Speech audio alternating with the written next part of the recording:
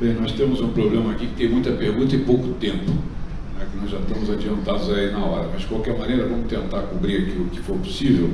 Eu vou endereçar aos três palestrantes, Jefferson, Gustavo e Marcelo, pergunta do Germano de Paula, que é a seguinte: considerando dentro das usinas, quais são as vantagens competitivas das plantas brasileiras em relação às plantas de sua corporação instaladas em outros países? Pode começar, Gustavo.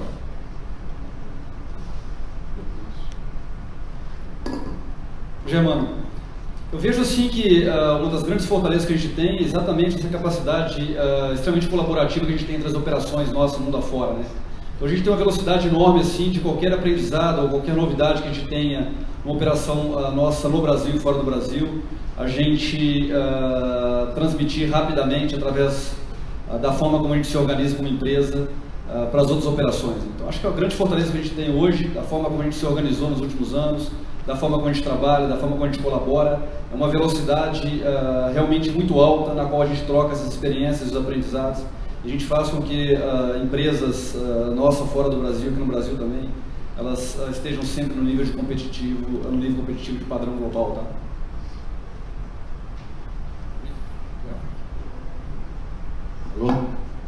Bem, Germano, na ArcelorMittal esse assunto de performance é uma coisa, eu diria que, bem, não vou radicalizar, mas é fortíssimo, né? Eu ia falar outra palavra, mas é fortíssimo. Nós temos relatórios mensais de quem é melhor, quem é pior, etc, etc. E eu diria o seguinte, para não alongar muito, nós temos um trabalho fortíssimo. Por exemplo, o Monlevade parou o alto forno depois de 18 anos e nós fizemos um trabalho 1 ano e meio antes. Nós tivemos uns 5 ou 6 pessoas de fora do Brasil. Tinha um que já tinha feito uma parada no retorno do alto forno, 34 vezes um americano que trabalha na ArcelorMittal lá. Ele esteve aqui, nós fizemos todo um preparatório, um planejamento durante 1 ano e meio, mais ou menos. E dos 35 dias que estava previsto, nós paramos em 35 dias e voltamos de forma excelente. Então não teve problema.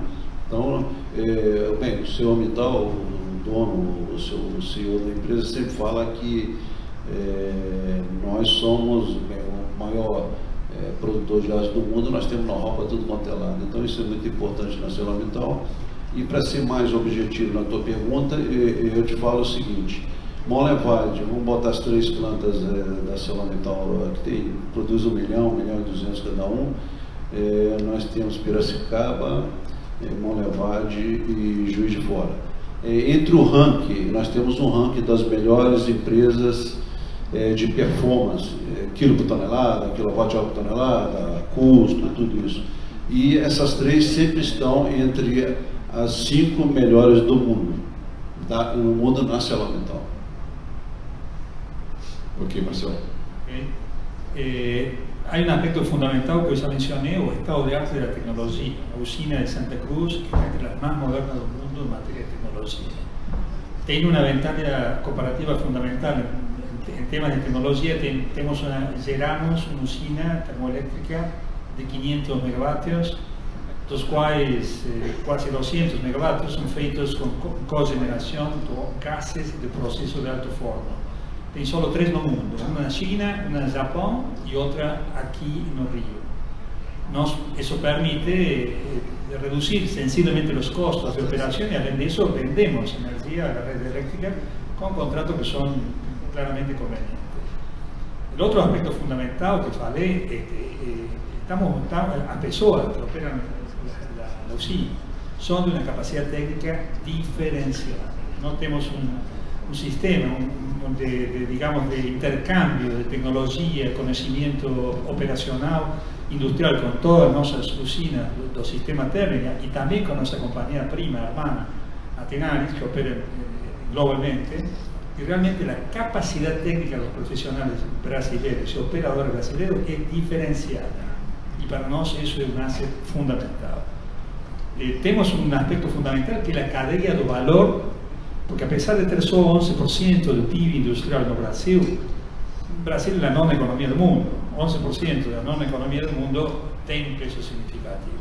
Nós temos uma companhia do grupo, Exiros, que faz as compras de todos os serviços, assets, digamos, sobressalentes de todas as companhias do grupo no mundo inteiro. Compramos por perto de 9 bilhões de dólares em mais de 30 países do mundo. Incorporar a indústria, pequena e mediana indústria brasileira, a nossa cadeia de valor, para nós tem uma potencialidade enorme. Então, nós olhamos nisso um fator também de competitividade importante no Brasil. Incorporar a cadeia de valor e a capacidade técnica de manufatura do Brasil a nossos sistemas industriais em distintos países onde operamos. Ok, Marcelo. Uma segunda pergunta para os três também palestrantes, do Hudson Miranda. Integrantes do governo têm pregado a necessidade de abertura comercial sob o argumento de que a indústria nacional foi protegida ao longo dos anos com subsídios e incentivos públicos e que é preciso abrir o país à concorrência de produtos de outros países para melhorar a competitividade das empresas nacionais. Qual o seu ponto de vista em relação a esta afirmação? Vamos começar, Marcelo, por você, inverter a mão aqui. Ok, aí, ao fundo, o que nós queremos não é protecionismo, isso não é bom, porque isso nós gostamos da competitividade no mundo inteiro. Nós acreditamos que desde o Brasil podemos fazer isso, mas o que necessitamos é que exista um esquema justo, digamos, no qual concurrir, igual ter oportunidades de concurrir em forma equitativa. Quando você fala, por exemplo, se você favorece o ingresso de aço da China e de materiais com contudo de manufatura da China, que não só tem aço, sino tem mão de obra chinesa, que está em uma economia de não mercado, claramente você tem uma competência totalmente desleal, absolutamente contrária, digamos, ao que deveria ser um fair play.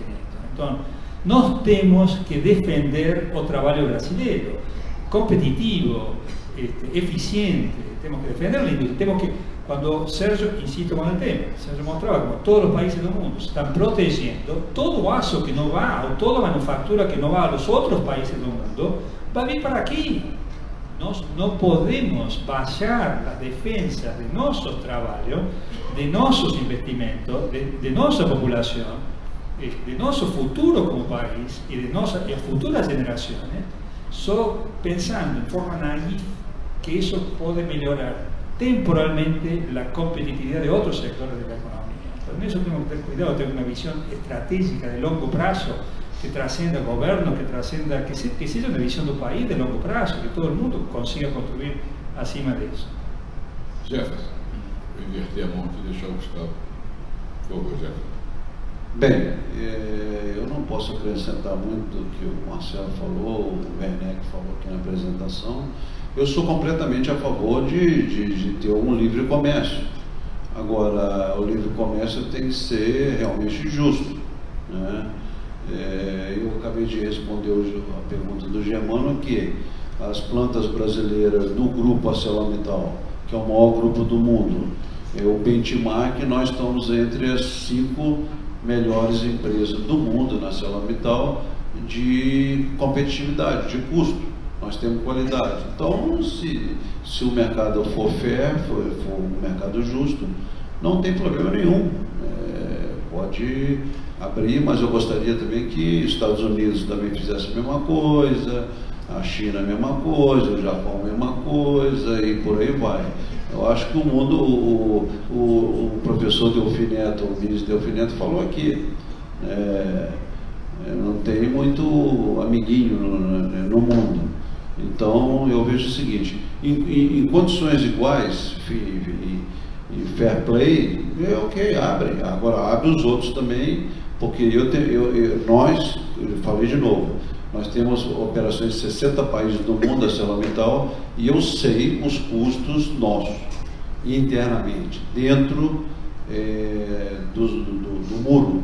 O Dr. Jorge já fala muito isso nas nossas reuniões anteriores, dentro dos nossos das nossas empresas, nós somos super competitivos. Agora, quando sai, começa a complicação. Então, tem o custo Brasil e tem outras coisas, outros subsídios, etc., que nós vamos disputar mercado com os chineses, que são empresas estatais, né? Então, eu vejo o seguinte, sou completamente a favor de abrir. Agora, abre para todo mundo e tem as mesmas condições, que aí eu tenho certeza do seguinte, a ArcelorMittal no Brasil vai ganhar. Quero reforçar o que eu disse, assim, que eu e a Gerdau não tem medo nenhum de competição, né? Competição nos faz dormir mais tarde e acordar mais cedo, tá? O que a gente não pode, é como foi ilustrado aqui pelo Antônio ontem, entrar na competição carregando um saco de areia de 10 quilos nas costas, né? Então, o que a gente sempre diz, que a gente não quer nenhum tipo de benesse, nenhum tipo de subsídio, a gente quer condições isonômicas de competição. A gente não pode, por exemplo, dentro dos nossos portões, a gente produzir uma chapa grossa e a gente tem que pagar um frete tabelado para levar essa chapa grossa para o porto para exportar. Isso não é competição justa. É uma competição leal, a gente não tem medo nenhum. E reforço o que eu disse anteriormente, que meus colegas aqui comentaram também. Bom, face aí ao adiantado da hora, nós vamos ter que encerrar. Eu só queria fazer um comentário. Eu tinha deixado aqui uma provocação ao Jefferson, ao Gustavo e ao Marcelo. Como é que a gente podia voltar aos 80% do grau de utilização da capacidade? O fato é que o setor vem sofrendo já de longa data, por conta fundamentalmente do nosso mercado interno, que não reage da maneira que era necessário, que era esperado, mas de outro lado mostra também a grande força do setor por passar por todas essas turbulências da maneira que passou, e saindo com muita rapidez dessas crises que são, na verdade, impostas ao setor por condições outras, conjunturais ou estruturais. E o que a gente verifica aqui por parte das nossas empresas é a crença, acima de tudo, no país, nos investimentos que estão sendo realizados, maciços, né, pelas 3 empresas aqui representadas, e na expectativa de que esse mercado, no fundo, é uma grande possibilidade, né? Quando a gente olha aí que países aqui mesmo da América Latina têm um consumo per capita muito acima do nosso, significa dizer que a gente tem aí uma expectativa muito favorável. E o fundamental que foi colocado pelos 3 palestrantes aqui é que as empresas estão se preparando, quer dizer, além da expectativa do que vem no mercado interno e na exportação, e por isso a gente tem que ter competitividade, e aí a gente precisa voltar ao governo para trabalhar os mecanismos todos de compensação de resíduo tributário, etc. e tal, mas aquilo que está sendo investido internamente nas empresas, seja na transformação digital, seja numa cultura nova em relação ao aço, né, que foi muito discutido aqui nos nossos painéis.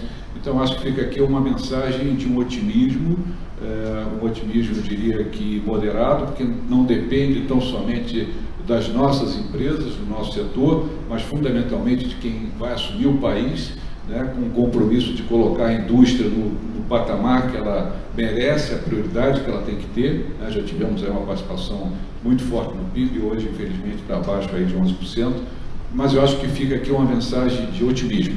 Queria agradecer à plateia, que nesse horário continua aqui presente em grande número, e agradecer fundamentalmente ao Jefferson, ao Gustavo e ao Marcelo. Muito obrigado.